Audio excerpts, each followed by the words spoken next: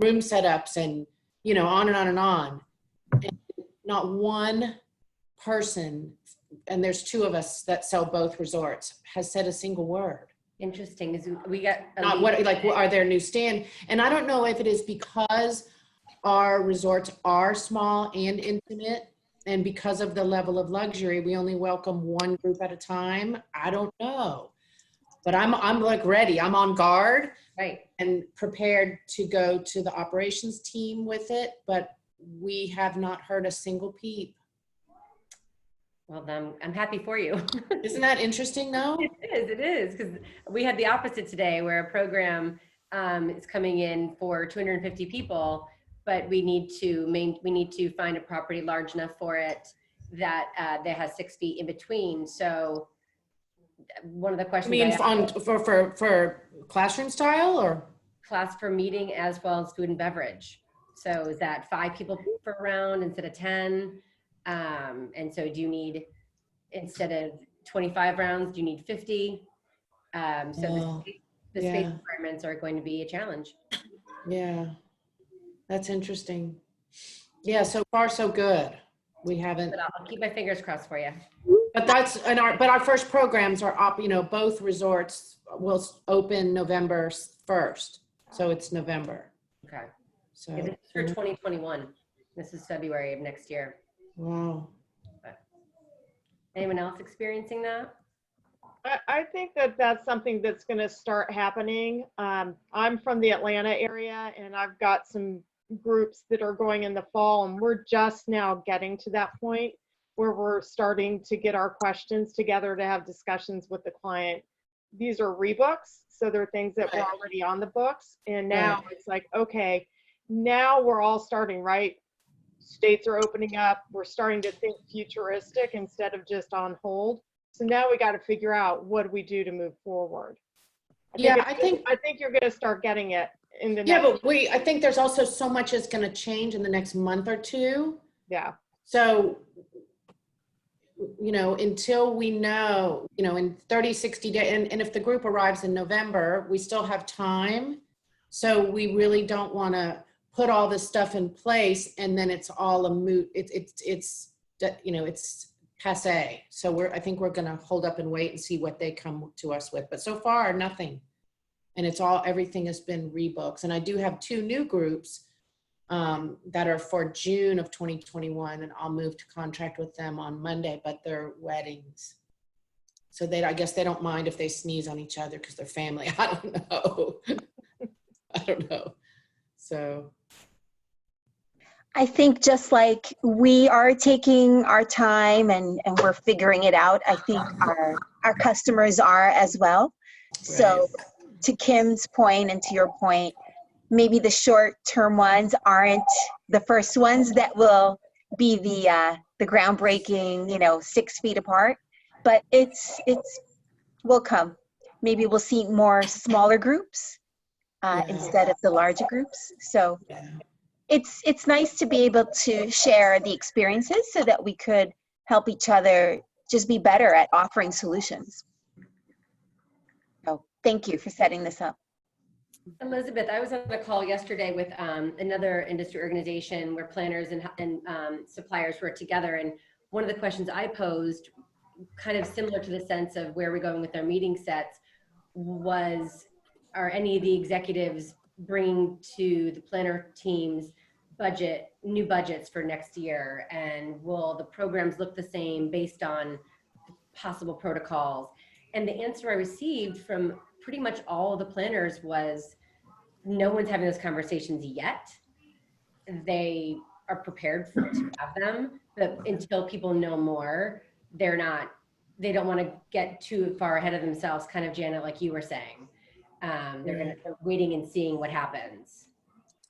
And Lindsay, sorry, this is Heather with Rosa Bermuda. I think I was on your breakout yesterday on that same call, but I think a lot of people, what people are seeing is when they're going to be able to meet. I think that's probably the first decision. And as you're mentioning, re-educating the C-level executives as to how and when everybody will travel. So I think the biggest thing that we can do now is just to show everybody when we will be comfortable traveling and when we would be comfortable sending our clients to our hotels. and just kind of educating them with facts versus kind of overwhelming them with everything that's going on into the media.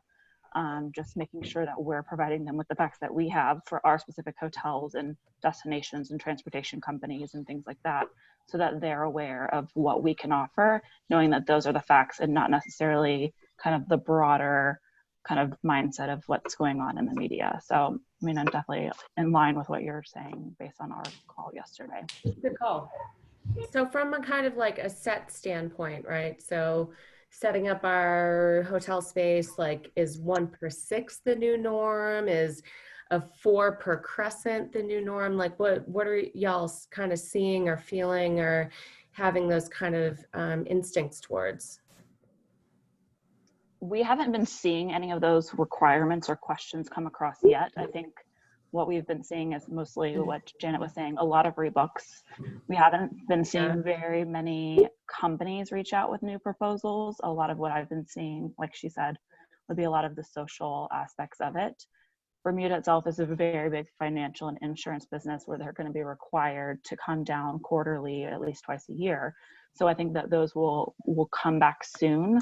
And I think we're going to be seeing different requirements for setup. So yes, I would say no more 3 people at a 6 top. I would say, as they were mentioning, 8 people per 10 for a 70-inch round, things of that nature. But those are going to be the things that we're going to be more comfortable with in answering. But also we're going to have to educate you as clients to see, okay, we may not have that space to be spread people out. We're going to have to come up with more traditional and creative ideas, including maybe some untraditional meeting space in order to meet those requirements. And that's kind of like, I have a program right now that's maxing our space out. Our ballroom's only just over 5,000 square feet, and I have a 250 to 300 person meeting this July, and they're saying, how are we going to have this meeting? Like, how's that going to work?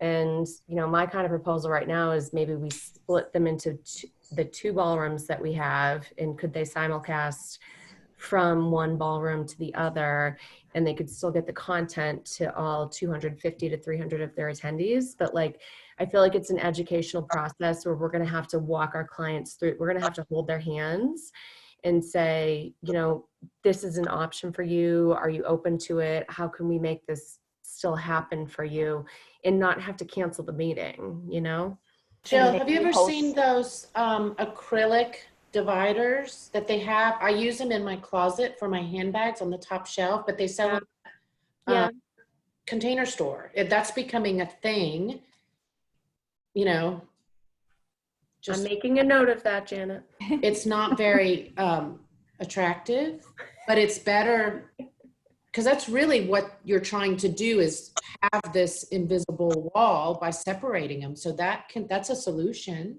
Right? Those acrylic things.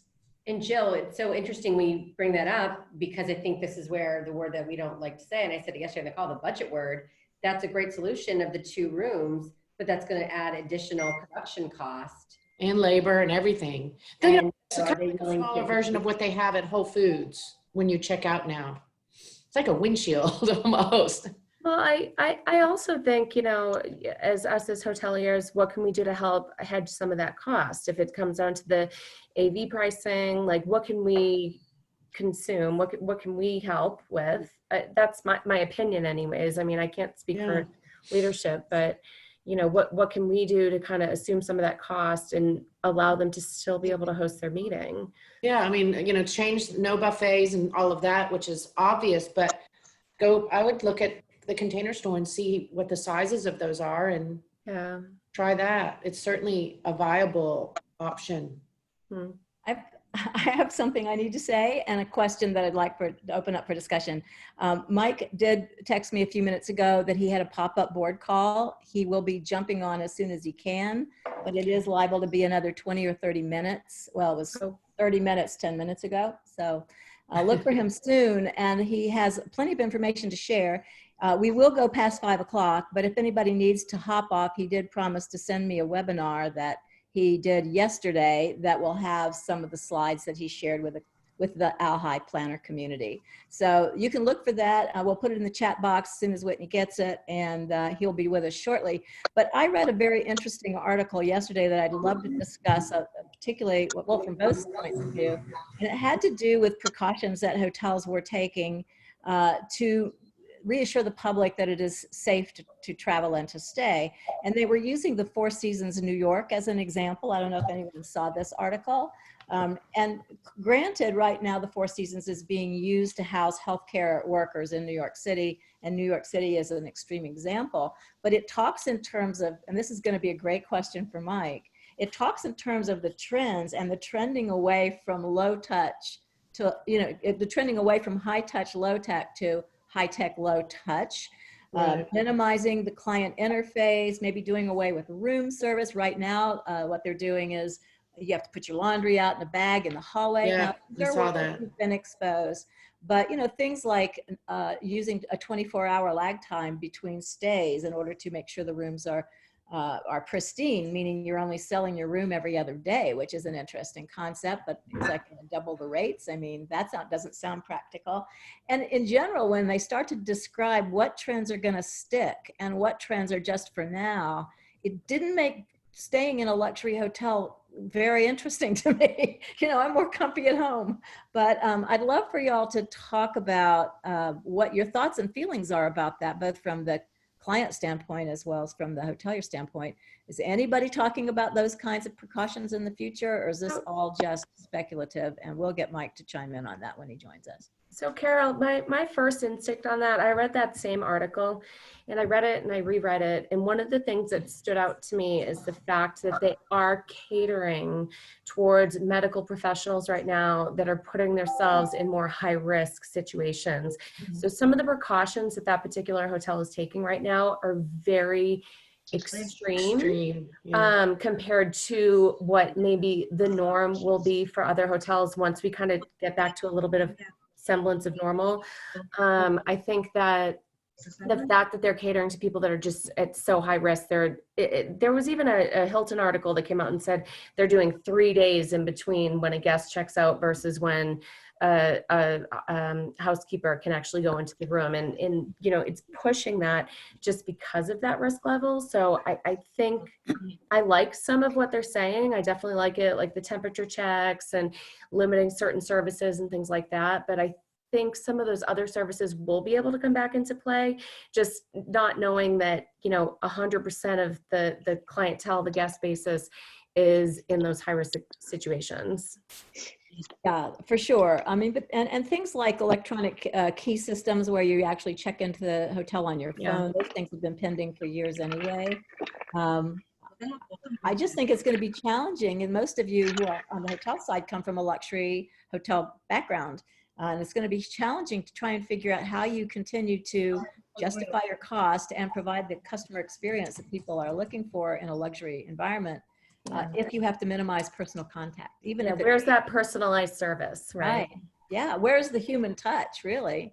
Not just the physical touch, but the connection. How do you achieve that? Yeah, but hopefully, if we're adding more people and labor into providing these services and these resources, that it'll add another level, another layer of service. So you're going to have to be at least talking or in contact with people who may be manning these stations or keeping the doors open, or there's going to be, while costs may not go down because of that, it'll at least add additional people that will be there in order to help service and kind of connect with your clients on a different level.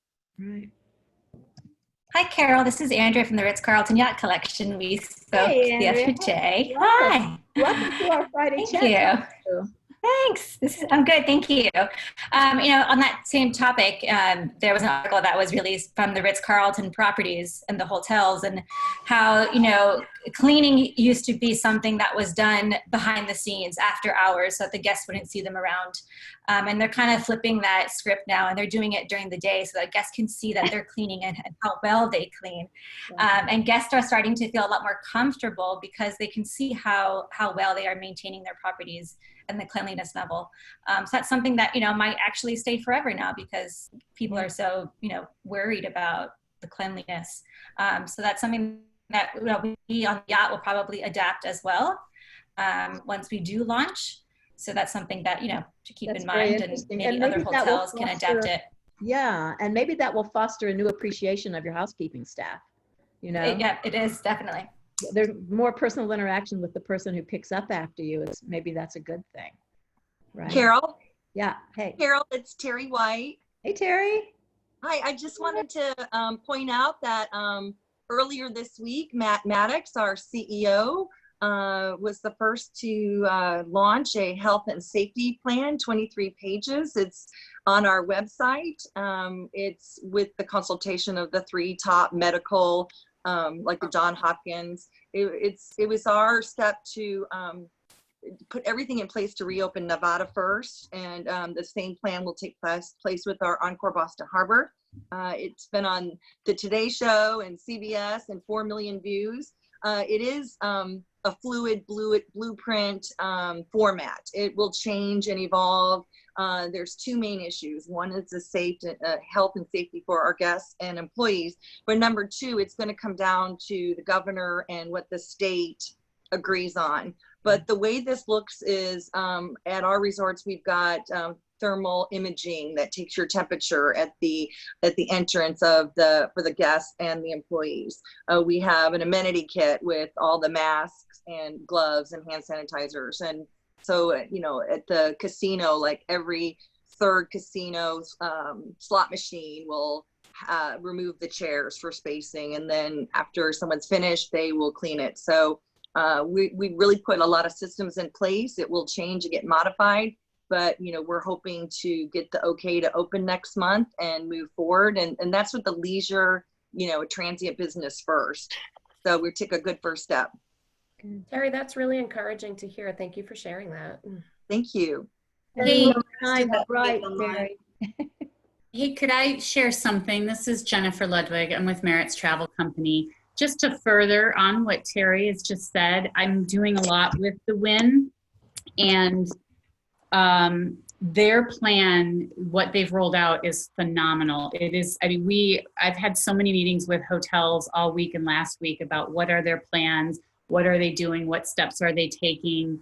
And the Wynn has really done a phenomenal job outlining what they're doing. And they've shared that with all of their competitors in Vegas because they are hoping that they step up and do the same type of thing. And it's really good to see that. And what I'm finding is, as a planner and a buyer, we are looking to all of our hotels to be providing this kind of detail into what steps they are taking to ensure the confidence in travel and bringing groups back. And the Wynn has just done a phenomenal job with it. I encourage anybody to look at it.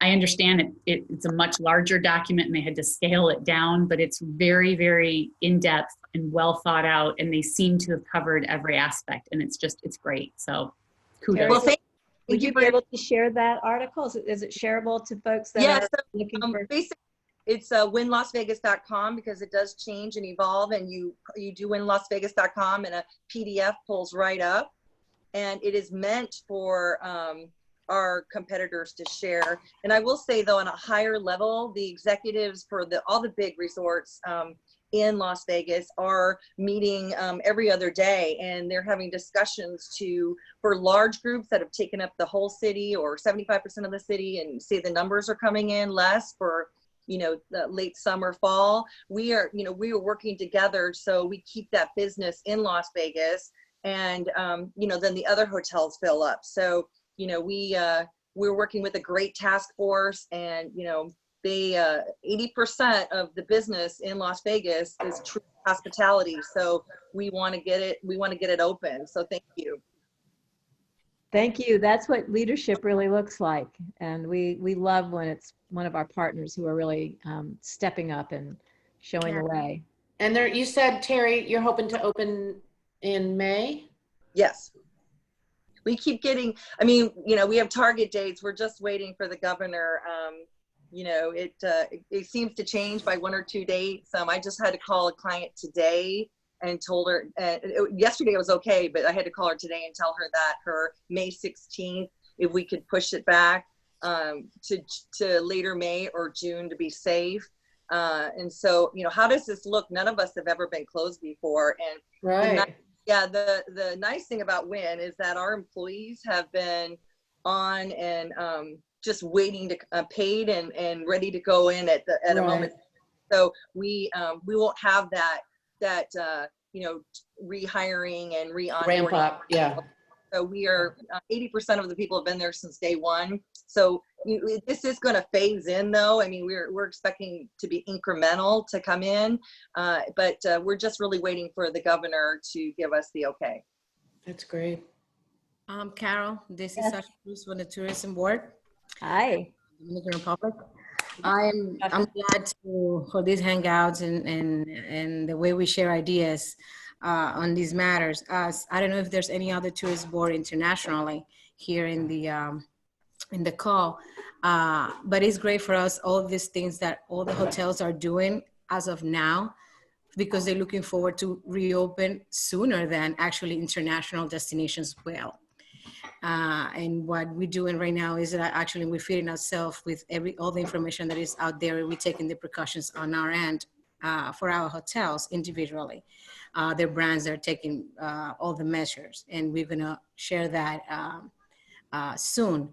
But also there's a challenge that we face a lot, and we were in a marketing meeting yesterday, that how can we as an international destination regain the trust of the people to get on a plane and actually go somewhere else. I know domestically that will be the trend, and that's something that I would like to see how Michael can enlighten us on this.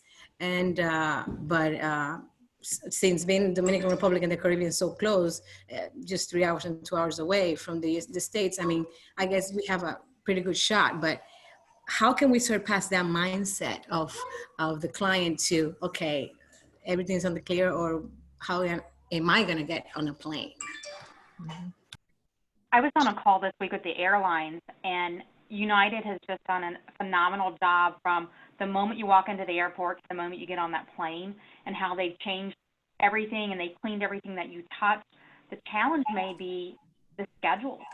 United last Wednesday was at 97% down from where they were the year before. They were only flying 3% of their schedule. Wow. So how fast can they ramp up, and what schedule changes are they going to make? Plus, they're not going to be selling those middle seats anymore. So now you're going to have less inventory, and they're probably going to have to be more expensive. Yep. Paula, did you say you were flying last week?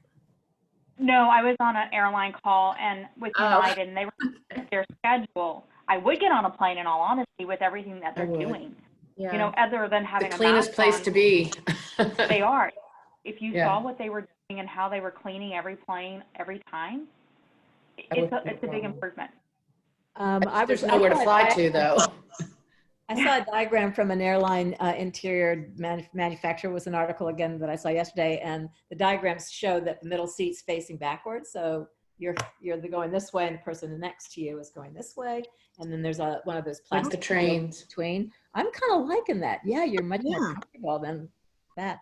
Paula, do you feel like perhaps one of your contacts would like to come on next Friday to talk about the airline industry and what they're seeing and thinking and hoping for? Do you know anyone that might want to join in? Susan Morgan's a great option for that. I mean, we just had a call yesterday, and United had a phenomenal call this week talking about not only the safety aspect, but what their employees are going through, and where they think the schedules are going to be impacted. Okay. Would y'all be interested in a subject matter expert from United Airlines? Sure. Absolutely. Yeah, I've also read, because my resorts are international, St. Martin and Anguilla, and I've also read that even if, you know, we turned the lights on tomorrow and the world was as it was before, and this was all a really long, bad dream, because of what's happened, the airlift is not going to return to what it was previously. So United said it'll probably be 3 to 4 years.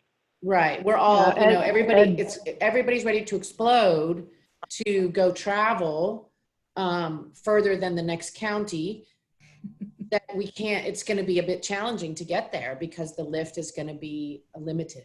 Well, I think personally that once there's a vaccine, which is maybe next year, Right. people are going to begin to feel confident as well as restless. And I think that, you know, perhaps if within the hotel and the tourism community, there are really great deals to be had, then people would be willing to take a, you know, measured risk, especially if the airlines start to respond now in terms of how they set the planes up, how they clean the planes, how they communicate all of this to their. Well, I think it's back to what Paula was saying. It's not a matter of, it's just they are not going to be able to facilitate the airlift. It's because of what, you know, the financial loss, and it's going to take, like she said, it's going to take about 3 years for it to get back to the levels of, you know, like Puerto Rico always had 1,500 flights a week, and St. Martin was right behind that. It's just not going to be there. Forget about people's comfort level of traveling. So Carol, from that comment that you just made about, you know, airlift and rates and things like that, like what's the expectation from a hotel side of things as far as what our room rates are supposed to look like moving forward? Like what's the expectation from the meeting planner side of it? Is there an expectation that there's going to be a drop in like 20, 30%, or things going to grow year over year? Like what? That there was a talk, Cindy touched on that yesterday on the MPI call. The product didn't change, so rates won't change. Dropping rates does not create demand. It's, you know, if you're looking at a luxury resort, it's still going to be that same luxury resort, and nothing should change in terms of being able to get, I don't know, an Amanyara at a really hot rate. That's probably very true with people like you and Tyler and Nikki and some of you with small luxury hotels throughout highly desired destinations in the Caribbean in particular, Caribbean and Bermuda. I'd like to hear what Kim and Scott, if I'm not mistaken, have recently had to rebook a group. And Kim, if I'm not mistaken, you were working on the air piece of that. What were you finding? What was your destination? When was the travel? And what were you finding in terms of availability and rates? So our group is going to Maui, and first of all, it was very difficult in the beginning because this happened right around the end of March that we were trying to do the rebook. And so the airlines were still trying to figure out what the heck they were doing day by day. So it changed daily for us. But they all ended up working with us. We have fully rebooked everybody from the program. It was a little bit challenging to get some of the flight schedules, and that's our concern at this point. We got everybody rebooked, and they're coming from all over the country. So it's not like it was a regional meeting. These were people coming in from the East Coast, West Coast, middle of the country, BFE, wherever they're coming from, and they got all of them rebooked.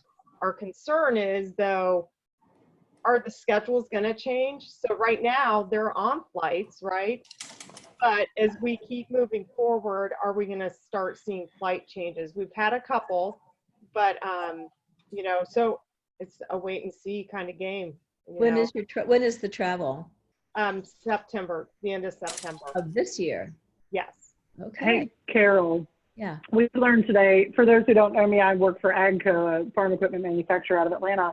And we learned today that they are pushing our office closure back even to late May, but they're limiting all field travel. So guys that drive where they're going through the balance of the summer, they're going to bring back our office as necessary staff only. Those of us who don't interact with clients like myself won't come back to the office all summer. I say all that to say our company is still definitely on the uphill of the making changes in panic. By no means are they on the downhill like some states are of ready to open back up. I think our meetings we push to the fall are not going to happen in the fall.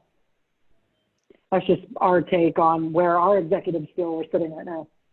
And this is all in an essential business that is still functioning, of course. You know, farmers are still farming. And our clients probably the same thing. We, again, it's day by day, week by week. We meet every other week with our client to kind of get a pulse for where their executive team is at. And you know, as of 2 weeks ago when we talked to her, everything's a go. But again, like you said, Lauren, this is coming down from your executive team. They're meeting weekly with their executive team, and they're in the financial sector. So they, you know, they're watching everything closely too. So we're keeping an optimistic attitude that we're going to be in Maui September. Wow. Kimberly, what's going on at Fiserv? As of right now, we're canceling everything through 2020. I have one little meeting kind of hanging on for dear life, but I expect that it'll get either pushed out to Q1 or possibly canceled. They took our client conference, which is about 8,000 people, and they're taking that virtual just because it was supposed to be in Vegas and there was too much concern that bringing 8,000 people together in June would be too soon. So they've already taken those measures. So, you know, I guess our top level management at this point just feels like they need to be safer than, you know, maybe what the guidelines are going to be saying. And they don't know. Nobody has crystal ball, so they can't really predict where things will be in June, July, August, even into, you know, Q4. So I think their idea is like, let's just play it safe. Let's do as much as we can virtually and then maybe start up again in 2021. Is your whole team still working, or do you have like layoffs within the company? As of today, we have not had any layoffs or furloughs or anything like that. Our CEO and our COO have decided to forego their paychecks until this is over, so that's helped. Some of our top executives have taken a pay cut of about 20 or 25%, and our board has decided not to take any fees. So all of that is probably helping keep things afloat a little bit longer as far as cutting people and headcount. I don't know how much longer that's going to last, just based on the fact that we have about 25 people in the meetings group in our company. And if there's no meetings, unless they can push them into other groups, I'm not sure how long that's going to last. But, you know, they don't want to let anyone go because at some point they're going to have to bring them all back because things will come back. And they know that, and they know that it's silly to let people go and then have to figure out how to bring people back, especially by then they'll be on and they'll be into other jobs. So then you have to retrain people and re-educate people on the way things are done. Which actually I have just a question actually for the hoteliers, especially the higher end ones. So, you know, when this is all said and done, if you've lost some people to either furlough or, you know, especially you're talking like housekeeping, bellmen, you know, that sort of level of staffing, what is the plan to either bring those exact people back so that they know how, like, a Four Seasons or a Ritz-Carlton or any other high-end 5-star resort does things? Or is there a plan in place to then hire people to teach them the service level? Because that's one thing that we're being told, when and if we can start sourcing again, we need to make sure that the service levels are where they should be and haven't dropped because they've had to change personnel. So for our hotel, so Four Seasons in Denver, we furloughed almost the entire team with the exception of a few salespeople, a few finance people, a couple of people in reservations a few weeks back. And as of Monday of this week, we've actually brought in all staff back at a certain percentage of their pay. And they're getting that, and they can also claim unemployment on top of that because it's not like a full percentage. So they're all still being employed. They're all job attached, if you want to call it that. And the plan is, like, our hotel is meant to reopen on May 12th. And on May 11th, we're going to start bringing people back into the hotel. Even a few days prior to that, we're going to start doing some deep cleaning. We're actually trialing at our hotel. We're very lucky. We're one of 2 Four Seasons nationwide that's trialing this like specialized sanitization method. I can't remember exactly what it was called, but it's basically this kind of like spray. It goes on surfaces, and it's meant to be, if then virus touches said surface, that virus will not be able to live there, kind of thing. So we're trialing that in front of house and back of house. So our 100% goal is to keep our staff employed, and that's why we're really trying to keep programs on the books right now. Even like, I have a program for this July that's now talking about potentially canceling, and it's like, what can we do? Can we make it a smaller program? Can we shift you into the fall? Can we do the lift and shift, right? That's like the big thing right now. how do we maintain keeping revenue coming into our property to make sure that we maintain our staffing? Because that's literally the most important thing to us right now, is making sure that to work. And we're kind of in the same situation. I work for Belmont, and our parent company is Louis Vuitton Moet Hennessy. So we have great resources in terms of financial infrastructure. And both of our resorts are offshore. And in St. Martin, we're on the French side. So they're paid by the government. So all of our employees, although they're not working, they're okay. And like most of the high-end, like Wynn and Four Seasons, our staff, many of our staff members have been there more than 20 years, especially Cap Juluca and Anguilla. And we're paying them, in Anguilla, we're paying them through May. And the ones that are not still working. So we feel very confident that they'll all come back, because it's such a small island with a population of 10,000. It's not as if, you know, there's threat that they're gonna leave and go somewhere else. And the Julucan Pride runs very deep. So there may be new standards in place with housekeeping revisions, but we feel very confident that our staff will fully be back. And we've even started different infrastructures where we can help support them if they need it financially, with food shopping and things like that. We're all very close with them and stay very much in touch with them. So for for our clients' comfort level, they'll be back. They'll be able to see those same smiling faces when they come back. And then for us, oh, sorry, go ahead. Yeah, no, go ahead. I was just going to speak on behalf of Rosewood. I mean, I'm with our Bermuda property. However, I would say out of the 28 hotels that we have in the collection, over half are owned, based out of CTF, out of Hong Kong, who have very deep pockets. We've done very few layoffs. Most have been furloughed. And then plans have been put into place that as the hotels reopen, based off of the occupancy levels, very similar to how everybody else will roll back some of the same employees. Bermuda's in a different kind of position. We're only 88 guest rooms, so opening half is only going to be about 45 rooms. So even if we're looking at a group that would be coming in, if that's going to be the only thing that we bring back to the hotel at that time frame, we're okay to say, no, we're not going to be taking any leisure business at the same time that the group is coming in order to maintain those same level, the same level of service that we can provide. And I would assume that majority of our hotels would operate similarly, since I've been with a few of them in the past. That's interesting. I haven't heard that before, but I think that's a really interesting stance to take on things, like what that business mix looks like. Absolutely. And I mean, when we were open, we're looking at about mid-June. That's our high season, essentially. So 90-minute flight out of New York. Granted, it's a little bit different because it's international, but again, it's so close that a lot of people kind of consider it domestic. The demand isn't there just yet, but I mean, that doesn't mean that it's not going to be for people who've been cooped up in their tiny apartments in New York for so long, for 90 minutes. So safer than getting on a train out to the Hamptons. So we'll see. And so this is Elizabeth with Fairmont Southampton, also Bermuda.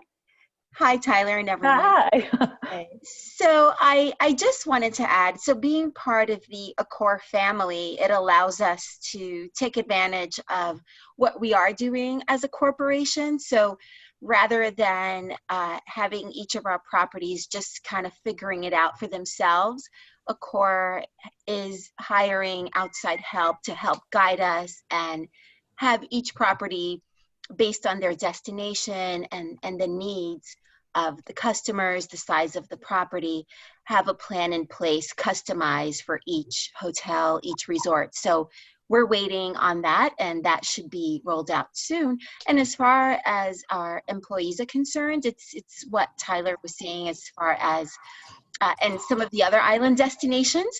We're very fortunate that because we are the largest property on island, many of the employees are just waiting. They're waiting to come back, and we are actively involved with them trying to keep the hopes up with the Facebook pages. Also, we have our executive team bringing food to everyone, certain people. So just because not everything is the same, but the momentum is continuing. So I think that although this has been a really difficult time, but it has really been a time where we come together. It's not executives against everyone. It's more like, okay, what else can we do to help?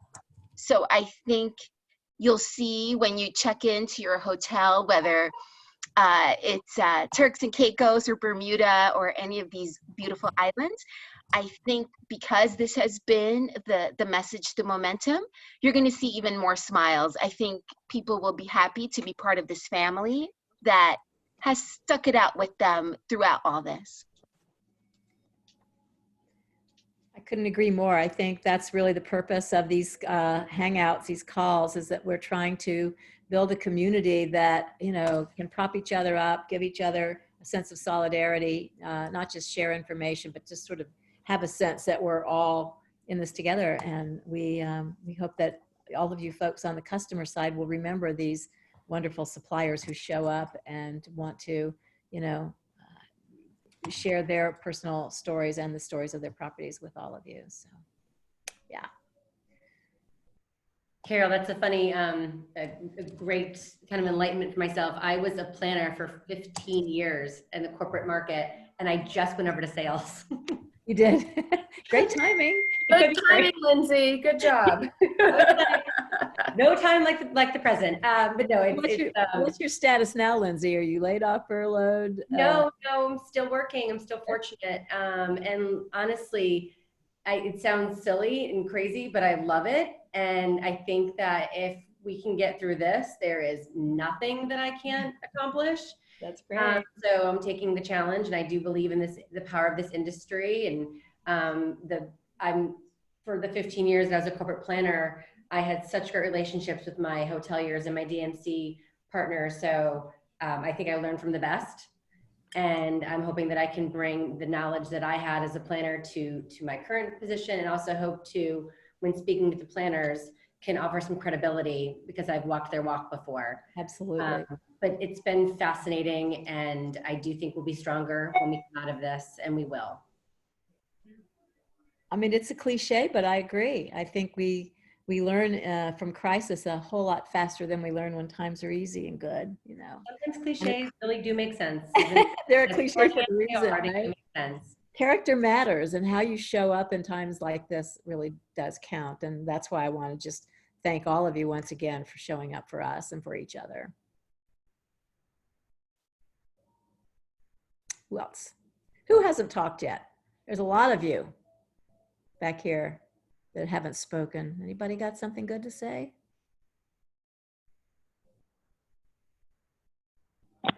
Carol, you know, the other aspect for the travel portion is I think a lot of people may not fly, but they might be interested in renting cars and driving within, 6 to 8 hours so they don't have to get on that plane. That's true, but it's going to be kind of hard to go and see Janet or Tyler or Maura or Shasha. They'll have to get some water wings on those automobiles. Maybe or a domestic program.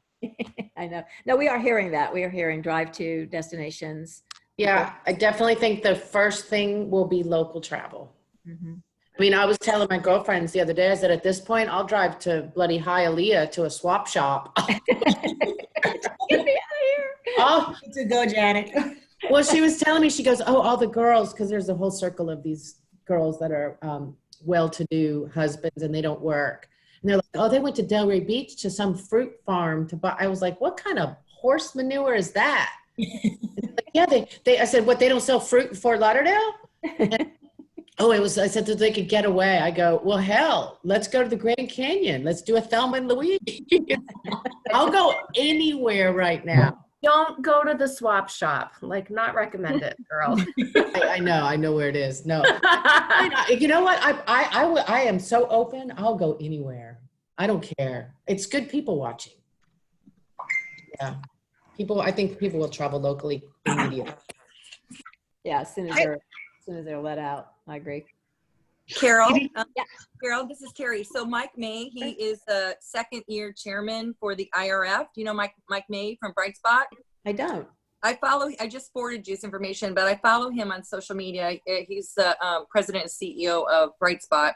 Okay. And he just posted that airplane air is safer than you think. Airflow is vertical, replaced every two to 3 minutes with fresh air, and passes through a HEPA filter, capturing 99.7% of germs, and fascinating and reassuring. So I thought that was interesting because I always thought the air circulated and it was everybody's germs, but yeah, I did too. But I thought that was a great article because I was like, works for me. I would rather be on the airplane than on the tollway. So why don't you put that link on the chat, on the Zoom chat on the side? I'd love to copy that link.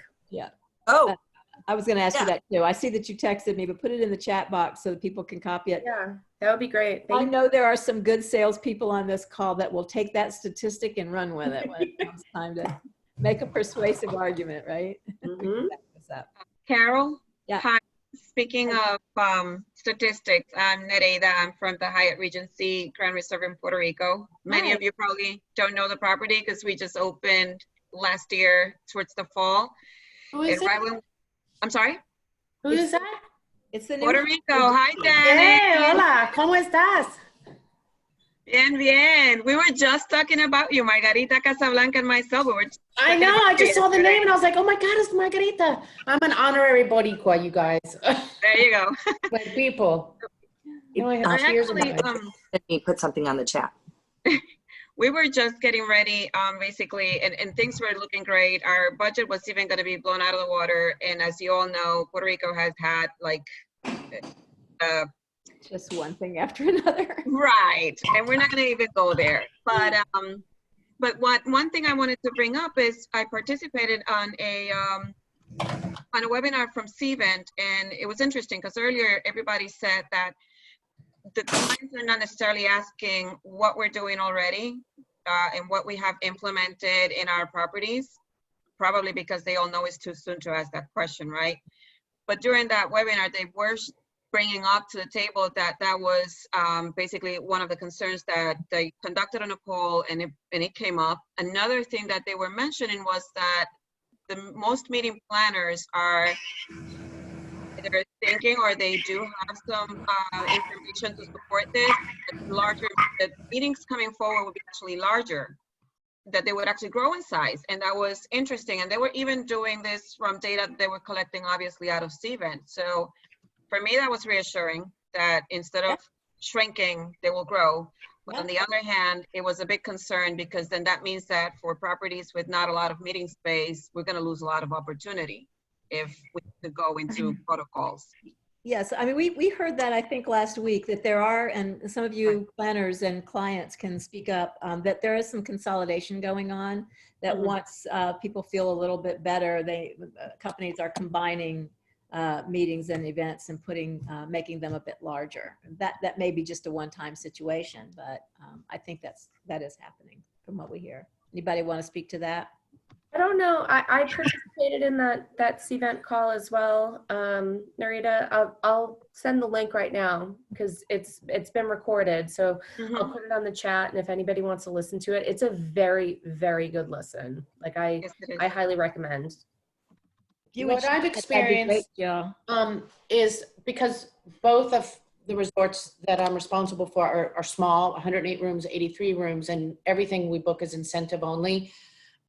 It's been a case where what's happening is because we did everything we could to rebook every group and save all the revenue, and with great success. But what's happened is some of them have added on a night. It's great to give us more revenue because the program couldn't operate when it was supposed to, so they felt bad. So they added an additional night. And others have had the instance where say the program was definite for 2021. Well, the 2020 program got all mashed up because of this. So they're trying to take a portion of the 2020 and piggyback it to the 2021. So it would make it grow, but it's not growing to a position where we can't accommodate it. So it's all of them have been win-wins. Got it. And again, because we only take one group at a time, we don't have to worry about it won't fit because we have another group. So it's always been a favorable instance. What has hurt us is we had groups that were tentative before this started. And because of their other groups that they had to manipulate for 2020, they couldn't commit to signing with us for 2021 because they had to save what was already definite. Right. So we had, you know, huge revenue loss, and it just hit today with a major car manufacturer and then a major biotech company. They were big groups and they just can't commit to signing because of what's happening with their other programs. So we got the short end of the stick. Yeah, that's too bad. Hi guys, this is Karen. I'm also with Denver. I'm showing up as Jill part 2. Question for you, those of you who have been in contact with the airlines, I'm just curious, like looking out into the future, are they going to start offering more flexibility with cancellation policies with this whole not traveling while you're sick mentality that's going on? Have you heard anything along those lines? Because I know on the hotel side, we're definitely being asked to be more flexible with attrition and whatnot. So I was just curious from the airline side if they were going to be doing the same sort of kind of southwest direction of cancellations or whatnot. They were definitely indicating that they are a lot more flexible with the, well, through the rest of this year, you can pretty much book a flight and then cancel with no charge. And then anything that was booked prior, you can rebook at no fee for 2 years. So any of the meetings that we canceled March, April, May that have already booked flights, they can use those tickets for the next 2 years. And of course, they're waiving no refunds though, Paula, right? No refunds, it's credits. Well, yes and no. So if you booked after, I think it was March 10th or March 9th, you'll get a full refund. For anything booked prior to that, that's a credit. And you also get a full refund if they cancel your flight. And again, if you're flying United right now, last week, I'm sure it's only 3% going, you probably will get a refund on any of those flights. That's interesting. I was thinking they were going through the end of April. I didn't realize they were going to go all the way through the end of the year. So it's interesting American to hear. and United they've already extended it throughout the year. The other thing the airlines did, which was smart, was they extended all the statuses. So whatever your status is on American, Delta, or United, you have that until 2022. Yeah, they're doing 2 years on that, right? Yeah. The other challenge we're going to see is, can some of the smaller airlines make it? You know, if you look at Southwest, their boarding process has to change. You can't just have a free-for-all when you're getting on a plane. So they're going to have to come up with a new way to get, you know, to assign seats. And then does JetBlue have the financial backing to survive this? I mean, you've got United, Delta, and American that the government's going to help with loans and grants, but the other airlines, what's going to happen to them? Mm-hmm. Yeah, Paul, I couldn't remember what airline that I saw they're doing is now they are going back to the traditional way of boarding planes back to front. Right. United's doing it now, but I believe all the airlines do that. Yeah. So no more priority in the sense of, which that always leads to a bottleneck anyway, but yeah, that's right. I don't know what Southwest will do. I don't know if anybody's actually flown in the last few weeks. I spoke to somebody that flew last week and they were one of 6 people on the flight they were on. Flying, I barely know how to drive anymore. I'm worried I'm going to get an accident. Because I don't know anybody that's flying right now. Yeah. My neighbor's a flight attendant, and she went to Cancun last week, and she had one person on the flight. Wow. And what was it like in Cancun when she got there? They went straight to the hotel, and they have to get DoorDash because none of the hotels have any food service right now. Really? Mm-hmm. Yeah, it doesn't make travel sound like a lot of fun, does it? I think that's kind of what's going on at our hotel in New York that's housing all of these medical professionals and all of that, the Four Seasons in New York. They have there's no services. Like there's not services that are happening. And I think the only food and beverage they get is from outside. I don't know, Karen, if you can correct me on that or not. Yeah, that's my understanding too. It's all just I think it's being made by the hotel and kept in a refrigerator per that article. Oh, right. They have like a refrigerator somewhere, so you can go and Freezers pick in up the your lunch. lobby. Yeah. Yeah. I have a question for our meeting planning team. Is anybody taking their meetings virtual from now until the end of the year? I think we all are. Yeah, definitely. Anything that hasn't been canceled at this point, they're trying to figure out a way to do it virtually. And you're exploring I knew incentive trips. What, Paul? I was going to say, we're really doing a deep dive into the different platforms, because you've got Zoom, you've got Adobe, you've got WebEx, you've got Skype, and then you've got the AV companies with their own technology. And depending on what you need, that'll determine how much it's going to cost you, because it's not cheap. I mean, if you're going to do a full-blown conference with a general session and breakout, you can be anywhere for $12,000 to $45,000 a day just to have the support so that it's a professional experience. And that's what, Paula, I'm trying to reach out to like our AV partner. Obviously, we work with PSAV at our hotel, which most hotels do. We know it's kind of a monopoly in the industry. But to find out like what kind of packages we can put together to make those virtual meetings more possible, where maybe you have a staff of like 10 to 15 people on site, and then it's a virtual streaming to, I don't know, 100, 200, 300 attendees kind of thing, and what that pricing looks like. Because I feel like the pricing that's out there right now is just so exorbitant and it's not feasible. You know, like, do you want to really dump that all into like a video camera? We're a financial service. Do you feel like the AV companies are kind of taking advantage of the situation? No, I think they're going with their standard pricing, and which is what they've always done. But we've really asked and we've requested for our team to come up with something a little bit better, and they've gone back to corporate with it. So I feel like PSAV will be rolling out with something better in the next, like, I don't know, 2 to 5 days. And we're going to start pushing that to our clients. We're going to say, hey, do you want to hold this virtual meeting with 10 of your team and your staff come into the hotel, and we set this up, da da da da, and then PSAV will do the rest at like a better price. That's my goal anyways. Yeah, but There's different factors there. So going forward, even if you have an in-person meeting, you still have to be able to give the person who's too afraid to travel that same experience. So you're going to have something. And then the other thing for our team is we're not looking for people who are just getting into the video conferencing. We're looking at companies that have had experience for the last 5 to 10 years in it, that will understand what the buffering is, that will understand what the platforms can do and what they can't do. Yeah.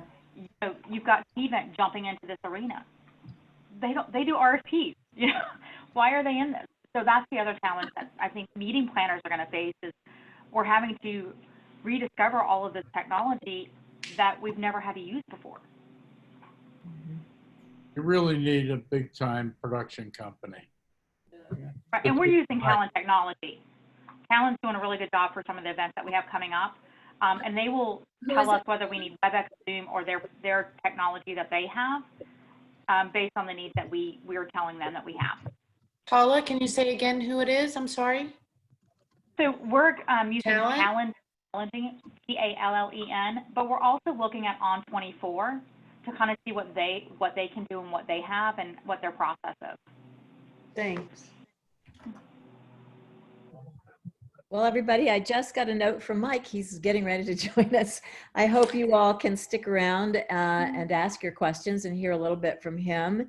If not, he's going to provide us with a webinar that he did for his own planner community the other day, but he's just wrapped up his phone call, so we'll keep chatting. I think this has been a robust and interesting conversation. I hope you agree that just having each other to run ideas off of and to hear what we're doing is worth an hour of your time on a Friday. So if anybody wants to run to the wine fridge and get a glass of wine, we're going to wait for Mike to dial. On. I am so sorry. I am on.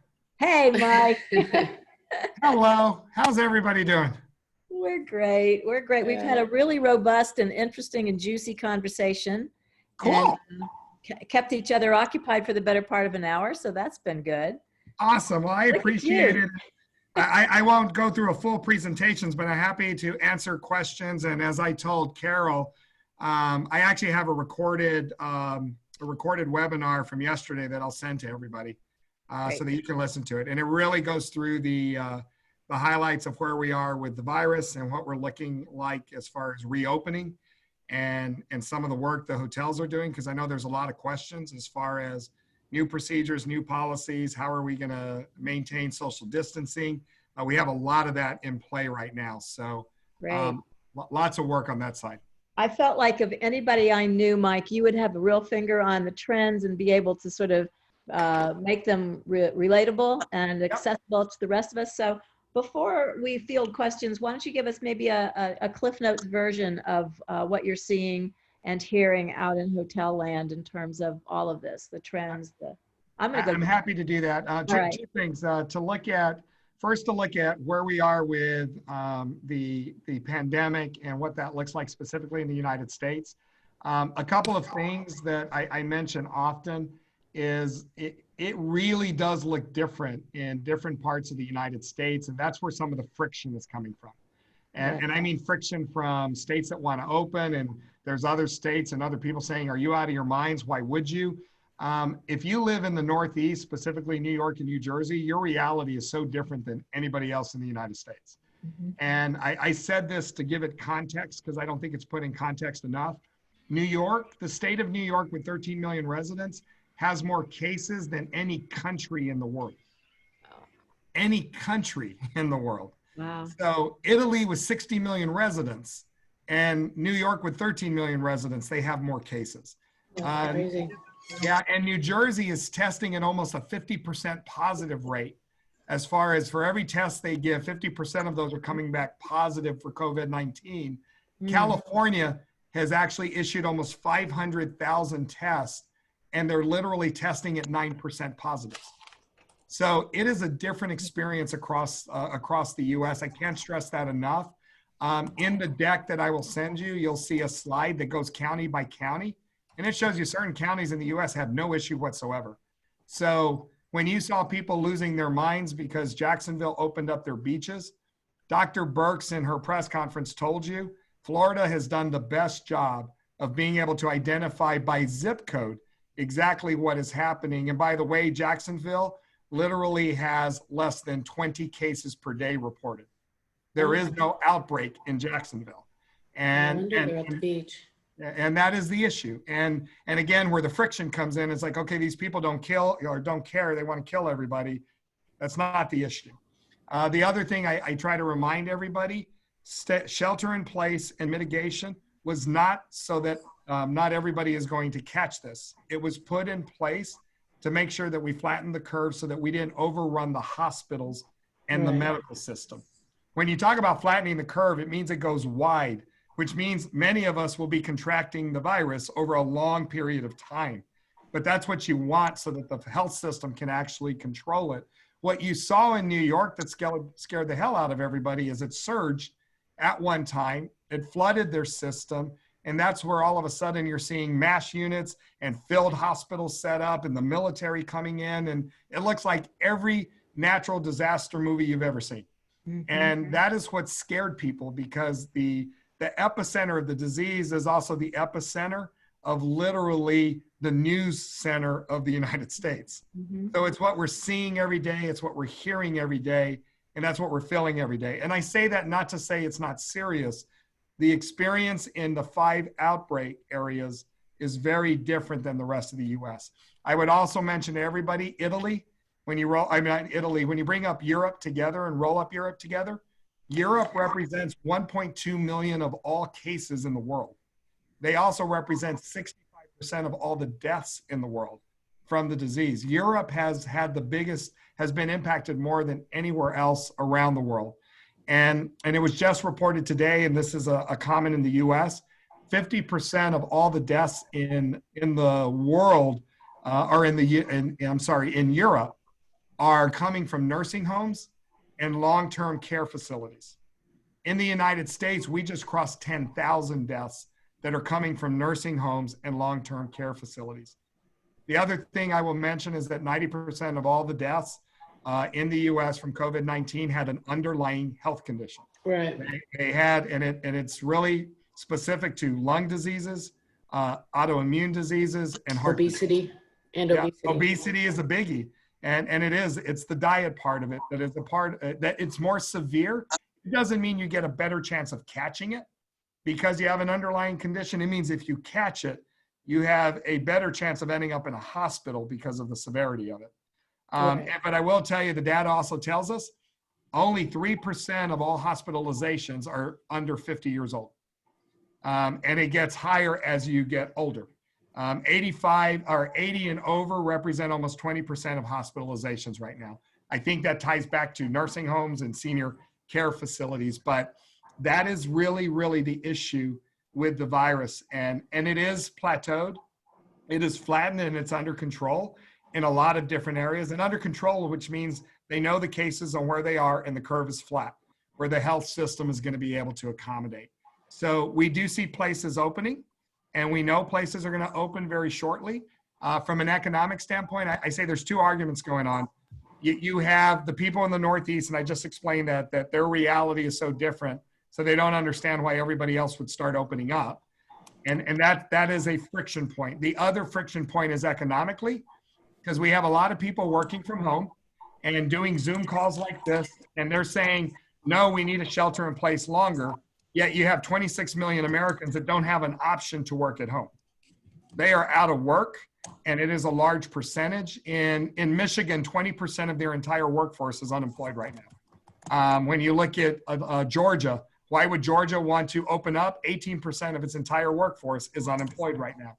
So that's the friction point, because certain people that are able to work at home are saying, I don't understand why these people want to get back to working, and it's because they're not working. So it's a little bit of a friction point, and I don't say that from a judgment standpoint. I mean, it's the arguments that we're hearing from both sides that you consistently hear reported. There's also very good news on some of the viral treatment front, definitely on the testing front. I know you're going to hear in the media that we're bad at testing and we're not testing enough. We've given more tests than anybody in the world by almost 3 million tests. We have a larger population. It's ramping up. But I always remind people, if you're going to be fair, we started this lockdown March. We started with the outbreak in early March. Started with the lockdown March 12th. We're 6 weeks later, and we've given almost 5 million tests, and we're talking about how slow we're moving. In 6 weeks, we have literally had to do a lot to recreate a health logistics system and how we move equipment around the country. So I say that with a grain of salt. It doesn't mean everybody's doing it perfectly. It's not my point at all. It's just, I think you have to be realistic that we are moving really fast with a virus it's a novel virus, which means we know very little about it coming in, and we're learning every day. So I try to look at the positives of it. The trend lines are the right trend lines. We're testing more, we're getting our capacity up, we're understanding it, we've got our data in a better place. So we're in a better place to start reopening so that we know how we manage it and be able to control this. So high level, that's kind of the 30-second view of what it looks like. What are you hearing now that you're in a position of having strategic conversations with lots of different hoteliers? What are you hearing in terms of prognosis and strategies around sales and marketing and business coming back or not, and all of that? And are you hearing proactive measures and creative thinking about all these things?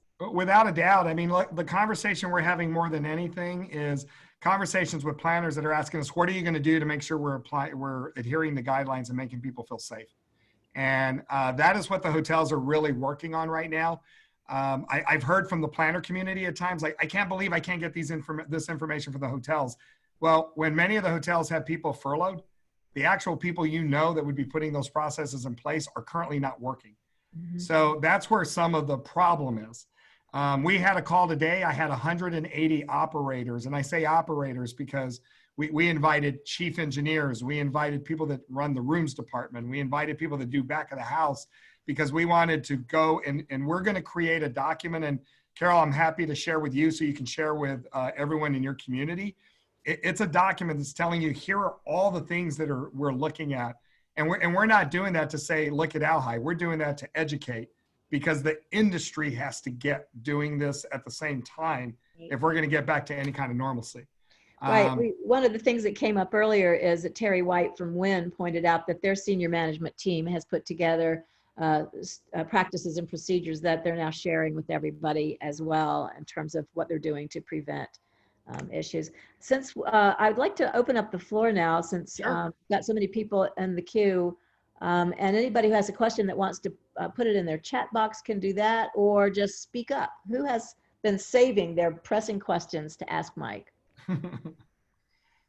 And by the way, Carol, I promise to come back on one of your future chats. Just let me know, and I will put it on the calendar, and we'll be good. This was all me, guys. I'm sorry. No worries. We love you, and we're just honored to have you with us. And I know it was an awkward situation for you there at 4 o'clock. So no worries. We'd love you to come back, and we will, of course, want you to share your webinar from yesterday. But we'll do. How about any questions? Anybody got any questions? Yeah, Mike, Jill from Four Seasons, Denver. Hi. The last time I saw you was at MIC. Is that the last time that you went to a conference, or? Actually, no. I went to a conference a week after. Oh gosh. And it was when we were still at 50 from the CDC, but it was the meeting I was going to be at was on a Tuesday, and Monday it was announced that we were basically going down to 10. Because we were all elbow bumping and ankle slapping at that point, if you remember correctly. I do. And what was interesting, and I think it was good for me to actually see it, because I got to see a meeting that fell within the CDC guidelines. And we did. We very much did. We didn't hug. We didn't shake. We didn't, do any of those things. We did all of the correct things. Well, Jill, I mean the meeting I had to go to the week after was really adhering to the guidelines, because we were down to 50, because that was the week that they had just announced the 50. It was right after the MIC.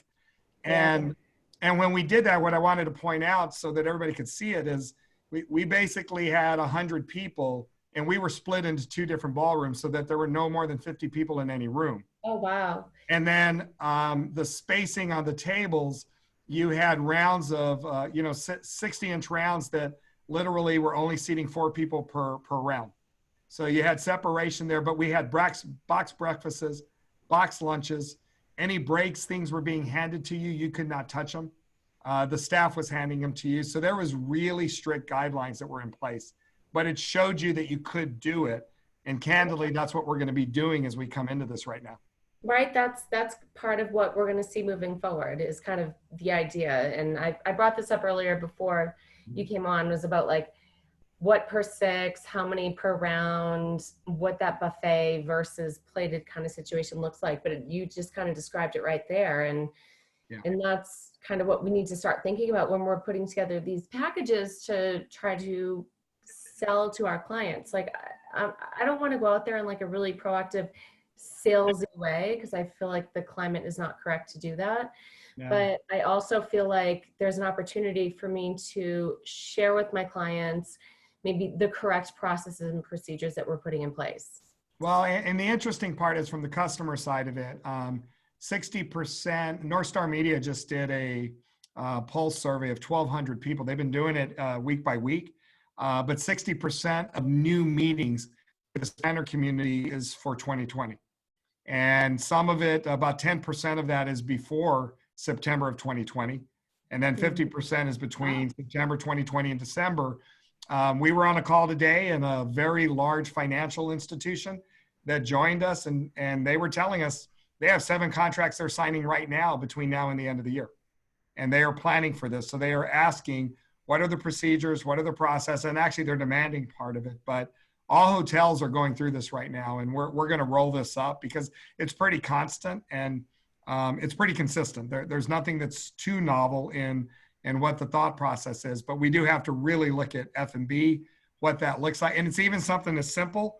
I can guarantee 6 feet in the meeting room, but how you flow in and out of the room even has to change. Right. We have to rethink all of that. It's not just, oh, we're only going to come in through one door. Not going to be the case. We may, but we're going to enter through one door and exit through one door. It's going to be more like a movie theater. than it is looking at, you know, how we used to just kind of flow in and out of rooms. And what do you do with a restroom when you break and still keep social separation? Yeah. You can do it in the meeting room, but does that mean we're breaking by rows? You know, does this become, for the good old Catholic, does this become mass? We're getting communion by row, where we're letting you go one at a time, that type of thing. I mean, we really have to rethink this as far as what our process is going to be. It's encouraging though, Mike, very encouraging. Yeah, I will tell you the data that you'll see in the deck is very encouraging, because there are a lot of people that are planning meetings between now and the end of the year. We're seeing a lot of it. Wow. Mike, do you see what you just described as a short term, or just an interim until like this virus kind of goes through all of us, basically? Yeah, short term. I really do see it short term, and I think it's twofold. If we get a viral treatment between now and a vaccine, you're going to have people take a deep breath. Right now, it's not only that you can get sick, we don't have any real way to treat it. So that we've got to get over that hump. Once there's a vaccine, I do see us getting to some normalcy. And I am one that I wish everyone would stop with what's the new norm. Anytime we have any kind of demand shock, it's the new norm. We have a new norm every 6 months, you know, through technology and how the world is changing. But I do think this is a short-term norm that we have to deal with. And then long-term, anybody trying to be definitive right now, they're out of their minds. I can't be definitive with anything. I can tell you what we think and what we know as of today, but I can tell you in 2 weeks that could change dramatically. There is hope, because now, by the way, coronaviruses, there's many of them. Basic influenza is a coronavirus. The cold is a coronavirus. COVID-19 is a novel coronavirus because it's new and it's something we're really trying to understand. But they are finding it has the closest relationship to SARS. And that is really good as far as makeup. And the reason that's good is you've heard about there's a debate on, will a hot season actually help us in this case? If it behaves like SARS, the answer is yes. So there is half of the medical community is telling you the hot season is going to help, and the heat is going to help, and it's going to diminish it. And then the other part of it is everybody's talking about antibody testing. Well, the reason we want to do antibody testing is to know there's the sample they just did in New York showed 21% of people infected, and those people were never tested as positive for COVID-19, which means they had it and didn't even know they had it, and they've gotten rid of it. Now, what we don't know, there's an anticipation that you built up an immunity, and if it's like SARS, that could be up to 1 to 2 years. What we don't know is, do you build up an immunity? So we're now able to test antibodies. We're now able to know that there's a larger part of the population that had it. Well, you know what that should tell everybody? If really, let's say 21% of the US, or let's say 25% of the US population actually had this disease, you're talking 10 to 15 million people that actually were infected. Put that as the denominator, and now the mortality rate of this disease is getting much closer to influenza from a scare standpoint. Much more impactful to, you know, the vulnerable populations, but the bigger the denominator gets, the lower the fatality rate gets. And that is going to be the important part. And we really do hope that more people are infected, because then we've at least gotten it out of the way. I have a question, Mike. What about these rumblings that I'm hearing from clients about, oh, they're expecting a second wave summer? Yeah, well, you know what I love is that they hear Dr. Fauci, and they'll hear it and tell you, Dr. Fauci says there's going to be a second wave. Dr. Fauci tells you he's never definitive on anything, and he said there could be. Right. He said, is it possible? Yes. And if you heard the head of the CDC that had to come correct his statement because the media took it and ran with it, he corrected his statement yesterday to say the reason we say it will be worse is because if we have a COVID outbreak, even a mild one, at the same time as a regular flu outbreak, the medical system is going to be. Because I had a definite contract for a buyout of the resort, and after nearly 45 days of back and forth with dates, they finally confirmed the dates to move today. And then they're asking for this outlandish is a good word, new force majeure clause, which is one thing, but then they inserted a paragraph saying, well, because they're anticipating this next outbreak, if that occurs, then they won't be able to execute the incentive in September as they planned, and blah, blah, blah. And it's like, well, wait a minute. If you don't feel that you're going to be able to execute it in September, it's best that you step out and wait, because I can't hold my entire hotel for you 6 months out in the middle of the ocean in the Caribbean for you to determine, Yeah. I can tell you, Janet, the one thing is very different scenarios. You just said it's a buyout or taking your hotel. For all other groups of any other size, it's not a full buyout. I can tell you hotels right now, and you're going to hear some announcements of some change. They're having zero attrition and zero cancellation through 2020 because it's so much. It's just uncertain. Yours is a unique situation, though. It's very different. I don't want to say anything that we moved in the year for the year, because we moved it with no damages and no worse, we took out the attrition and we took out its full cancellation. I'm talking about the new business that's coming. And again, I was mentioning 50% of the new business is going to be for 2020. The expectation is there's no attrition and no cancellations. And the no cancellations could be one brand. But I think somewhere you're going to have a lot of flexibility. On the attrition side, I can't tell you how many people are going to be able to travel, not travel. And it's because there's going to be a certain amount of people that don't want to get on a plane. Right. The comfort. That's going to be the mental hurdle. And what I'm hearing from planners, they're trying to protect themselves. They're trying to book the business, but they're also saying, I don't know how many of my attendees are not going to be able to get on a plane. And what is that going to look like? And so that's why I'm hearing hybrid models between now and the end of the year. And you're going to have face-to-face and you're going to have a large virtual model. And that's one of the things that we're battling with right now is a corporate, let's just say like Microsoft. Microsoft says their employees aren't allowed to travel through the end of the year. Does it actually implement the force majeure or not?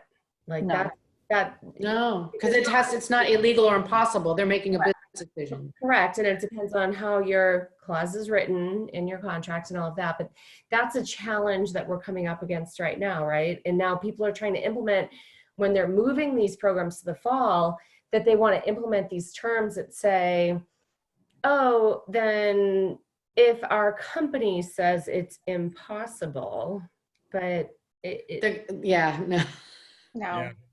Like it's going to be, there's two things. You're living in a really weird world between now and the end of the year. So everything's unique right now. Yeah. And I think it's, look, I would have told you automatically, no way in hell would I ever think of that. Right now, when you have hotels that are coming off of zero, and there are hotels that are looking at that, you're going to have hotels say, just come. We'll figure it out. And if you cancel, you cancel. Because here's the other thing, and I've said this to all hoteliers, the only reason attrition even matters in that situation is compression, and you're costing us the opportunity to sell out our hotel. Nobody is anticipating that we're going to sell out our hotels. Right. In the fall. It's just not going to happen because I would love to have my groups fall into attrition right now, and we'll just waive it all. and that's kind of the point, is that's where the community is settling right now. We just need to kind of figure this out together because it's going to be different. And Janet, again, a full buyout is completely different. You have no opportunity. But if you're talking about a group that's we don't really get a lot of walk-ins in the middle of the ocean. I get it, but you may not get anybody flying. So that's the other thing you're trying to wrestle with is, when do flights come back? 70% of worldwide commercial flights are done. They're done. Right. And right now you're talking about, even if they started doing it right now, you're not getting flights back until July, August at the earliest of any kind of rhythm.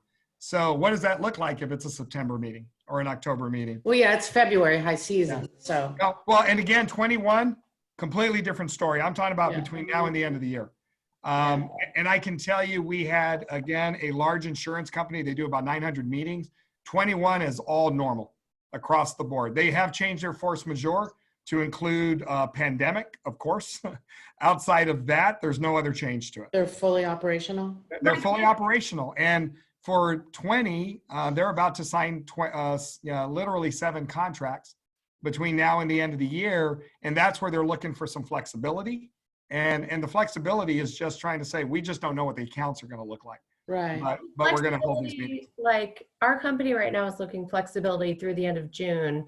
You're looking at through the end of the year. Jill, if they're not looking through the end of the year, you guys are going to be the odd man out.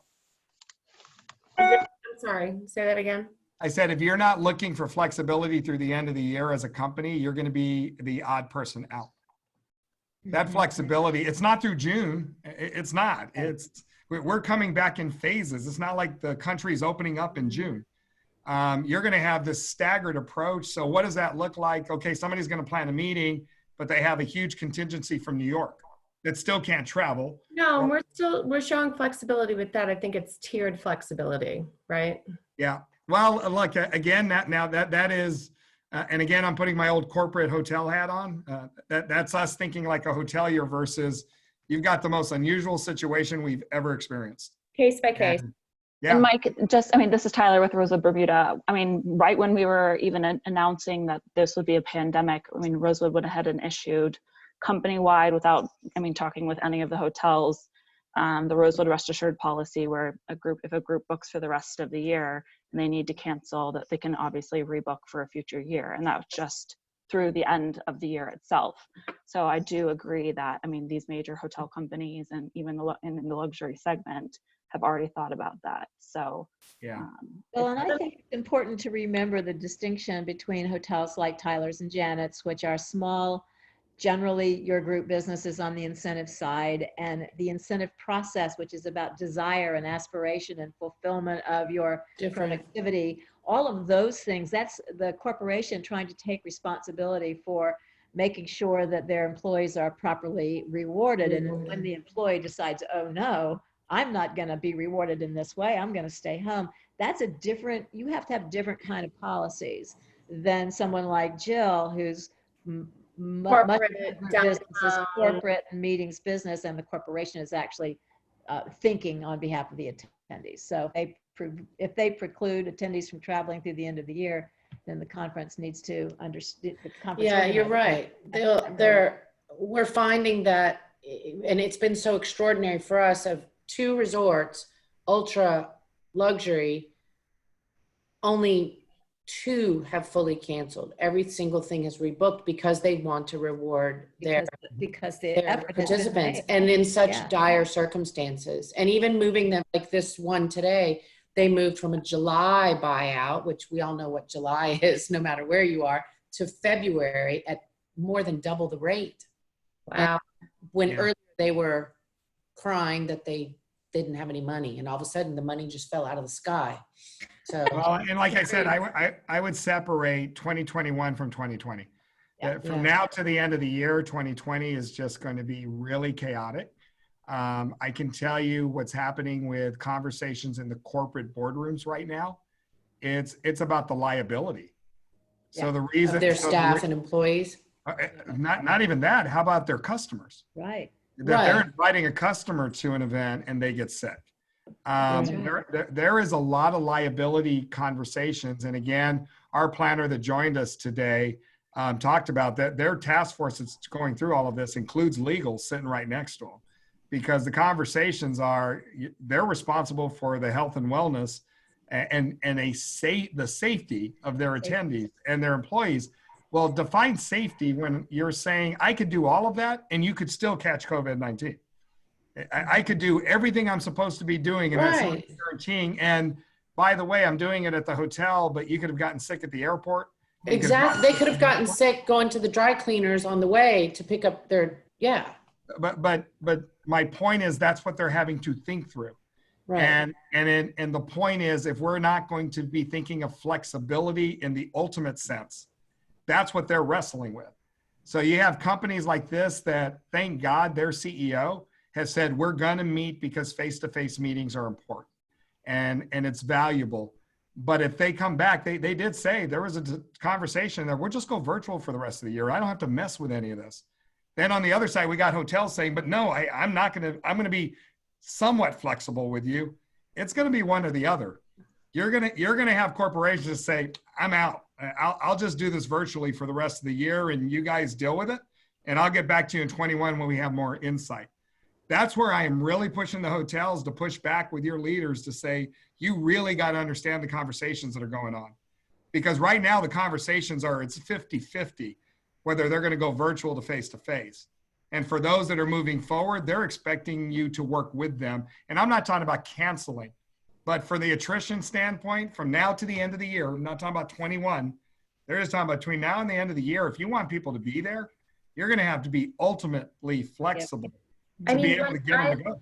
I literally have exhausted 9 very creative options with a client for an October program that they want to cancel for this October. For October is still far out in everybody's mind, right? A little bit far out, a little questionable, a little dicey. 9 extremely creative options, like very much in their benefit as well, and have not been able to come to resolution with it. It's painful. I'm like doing one of these. And look, we can be as good as we can, and then you're going to have unreasonable customers. What I do like is the customer I'm referring to is reasonable and always looks at the hotel side as well.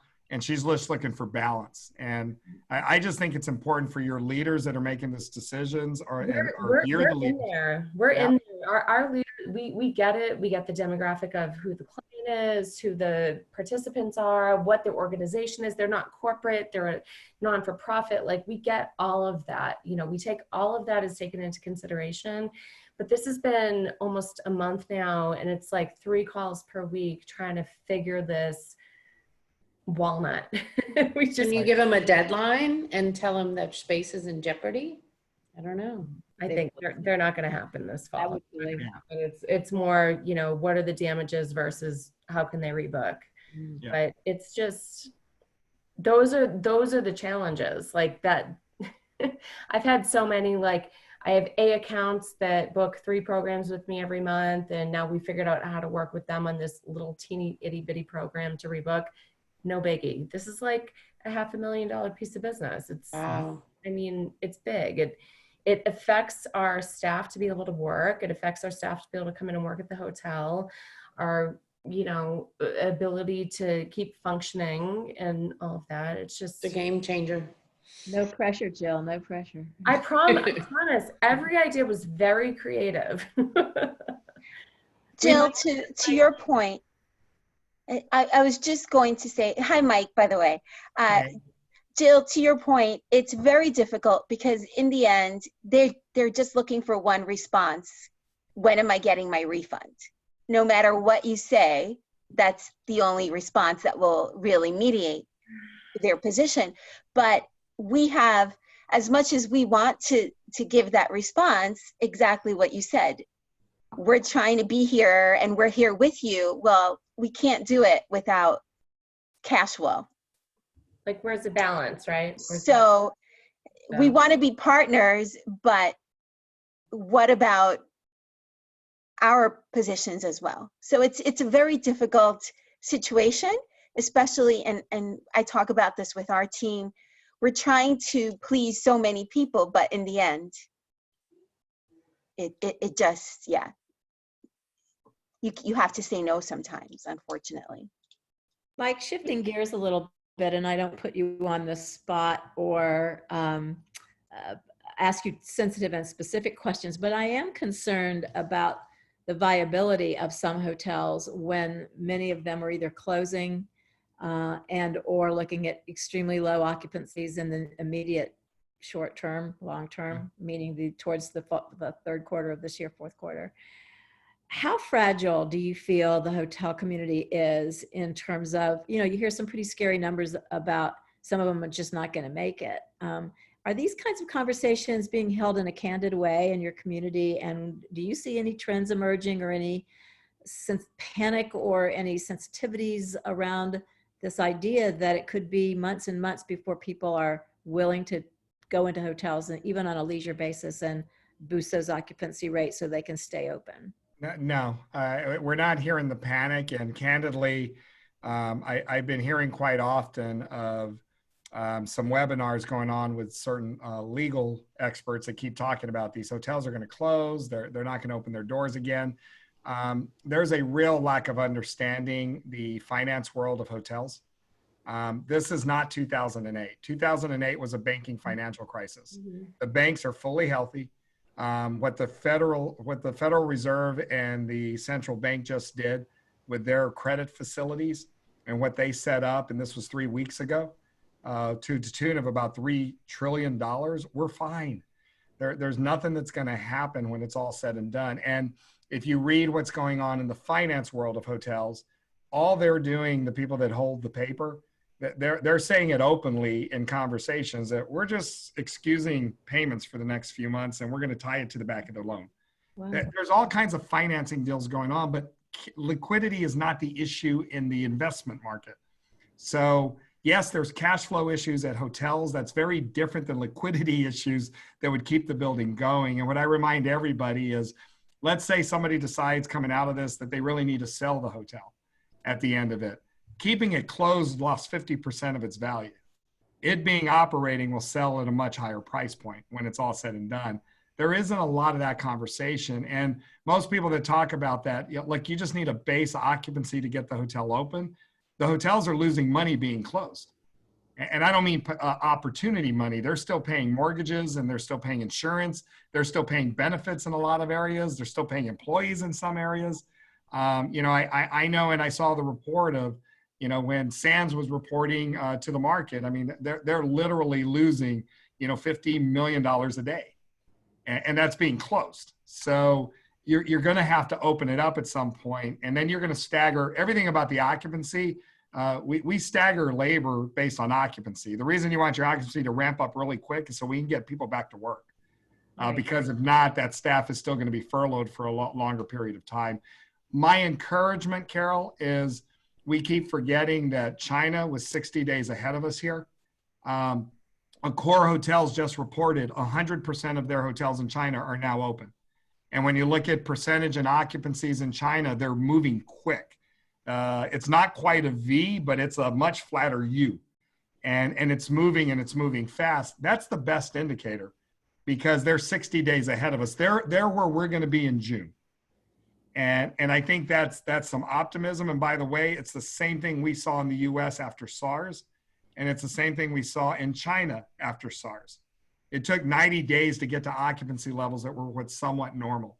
And I do think, again, you have to separate what the Northeast is going through and what the rest of the country is going through, because I'm sorry, I mean, I'm living in Texas, and you would think right now, because we're getting closer to some relaxation next week, that they're already relaxed because there's more cars on the road. People are moving around. We still have things closed down, but you're seeing people get out and get going. And the largest leisure study we've done so far will tell you 77% of people expect to still travel between now and the end of the year with plans. They've moved them, but they're going to travel between now and the end of the year. I just don't see that. And I think people have been bottled up. There's going to be a pent-up demand. We just need to know we can do it as safely as we possibly can. Right. And I have one further question, which I think will touch on a lot of people on this call, and that has to do with sales and marketing efforts. So you employ quite a large number of folks who are out there looking for group business on behalf of your hotel collection. Yes, and ma'am. Some of the folks on here are furloughed until further notice. Some people have been laid off. I don't think there's very many laid off people here.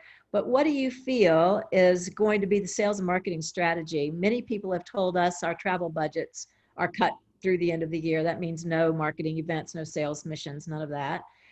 What is your prognosis of what a sales and marketing strategy is going to look like? And do you feel like people are going to be jumping into an aggressive sales approach before the end of the year, or is everyone just going to sit back and wait for the business to find them? Or what do you think? What do you think? I personally think that you're going to see some aggressiveness. It's easy to say we're doing nothing when you're completely shut down. When you've opened the door and you start having people coming in and you need to keep driving occupancy, you're going to have this urge, and there there isn't a magic formula. It's work. It is sales and marketing. It's us getting back in front of our customer, us getting out there. I think the biggest change to the industry is going to be many of your DMOs may not make it. Your CVBs are already. They are not going to come back, and they're not going to have the money to do that because the occupancy tax just disappeared. But I do think on the hotel side, you're going to see that.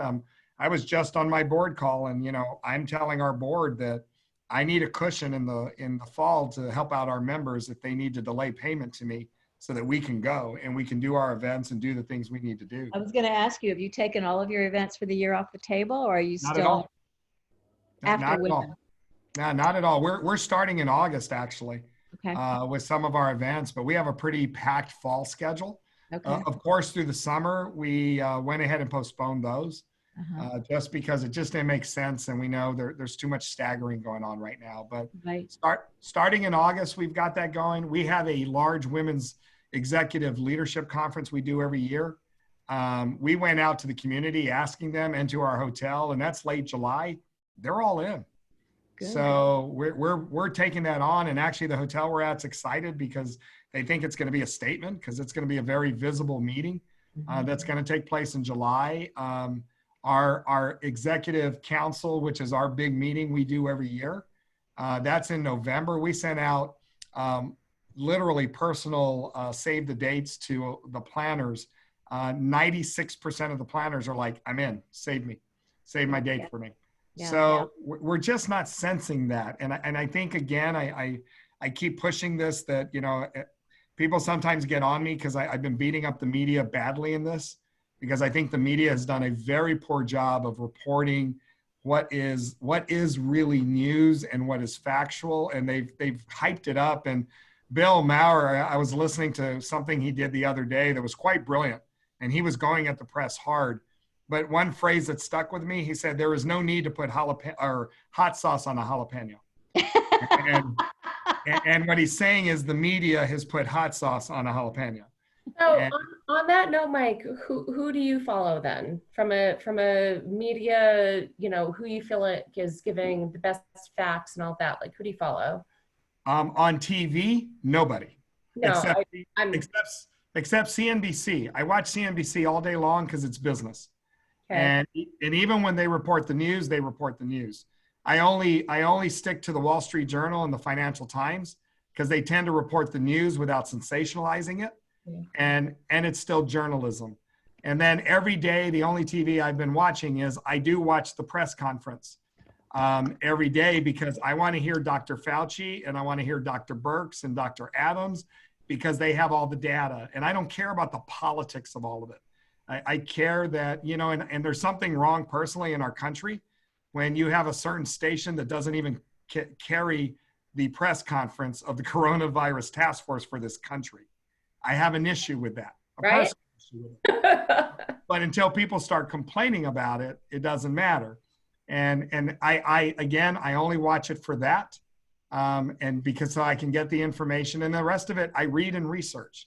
Yeah. And the one thing I will tell everybody is you need to read deeper.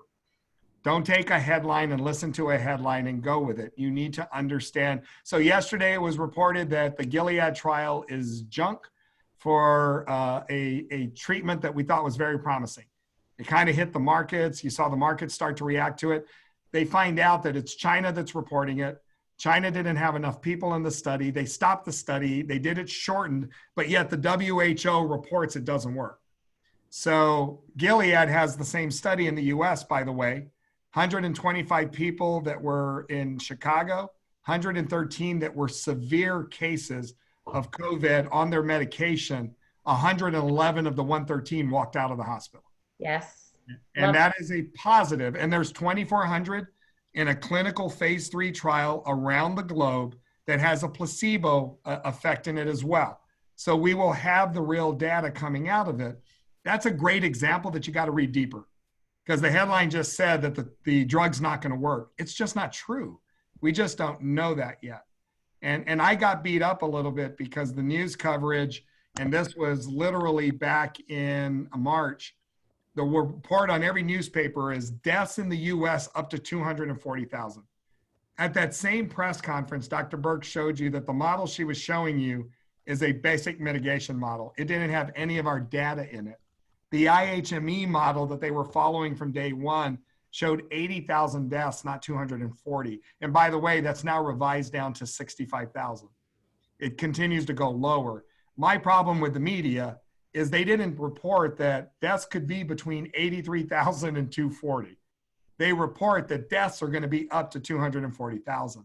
That's where I'm having a struggle, but it's why I'm doing a weekly webinar with clients and with our hotels, and we're cutting through all the noise.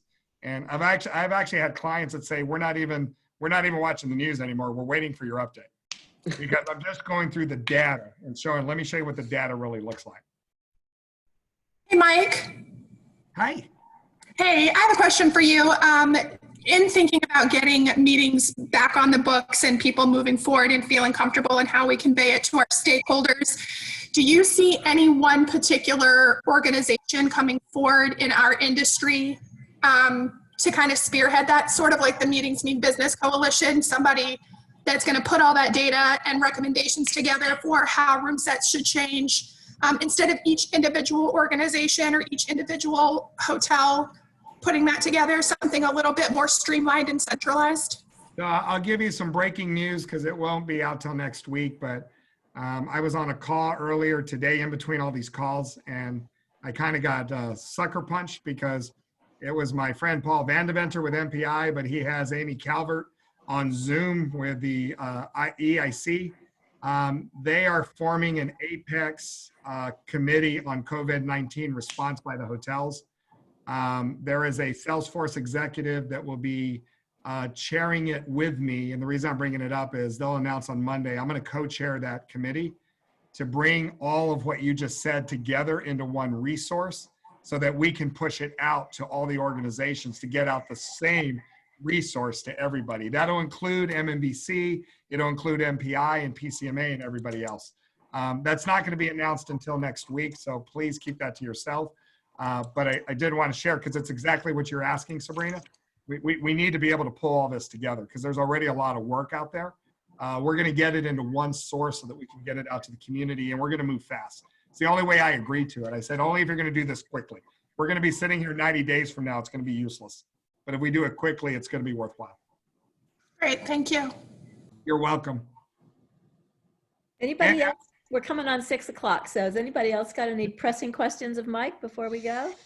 And Carol, I did see some questions as far as the webinars I'm doing. I'm happy to have anybody jump on. If you guys just send me an email, we'll send you the invite so you can be a part of that. I'm happy to have you participate in, or to send you the link.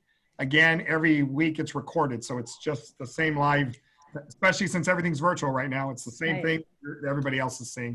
So I'm happy. We have a very robust list of 158 people who registered today. I think at the max we had 80 on the call. So I'd like for Whitney to send the webinar link out to all of those folks so that they can share the information that you've put forward. And then, yeah, I think we'd also love to have the link. I think there are a lot of us that like to hop on. And you might even pick up new customers, Mike. Yes, you might. Like, you know what? That would be gravy on it. Those that know me, I care. And I care about educating and care that we get the right information out, and we got to get moving again. So I'm just doing my damnedest to make sure we can do that. Yeah, I think because I have a director that's very international, and when I share information that I've learned on all these Zoom calls that I'm invited to, he has layers of questions that follow it. Mm-hmm. So if I could beg of him to just hop on a call from you, with you, I think it would be phenomenal. Happy to help, and I mean that sincerely. It's my only. It's kind of like when your mom teaches you to drive. It doesn't work as effectively as a third party. Right? I would agree. Like I'm here to help in any way, so just reach out. And then Carol, I'll definitely send Whitney the link, and happy to keep the conversation going. And I promise, happy to come back and do one for your group if you'd like. We're going to be inviting, and we haven't called her yet, but we are going to be inviting Susan Morgan from United Airlines next week Yes. So we'll be having the conversation about airlift, but we'd love for you to, first, you're welcome to be involved with this 4 o'clock call on any Friday you like. But if you would like to get back on the agenda, we'd love to have you. You certainly did boost our numbers if you want to look at data. So thank you very much. I'm happy to do it, and promise I won't be an hour late. Don't worry. We love you, everybody. Obviously got a huge fan club here and lots of comments in the chat box right now. Everybody wants to say goodbye and thanks. We love you, Carol and We love Whitney. you. Bye. Thank you. We recorded this, so I'll send out the link to the recording. Oh, awesome. Thank you. Okay. Bye. All right. Thanks, Thank everybody. you. Happy weekend. Thank you, everyone. Happy. Bye. Bye.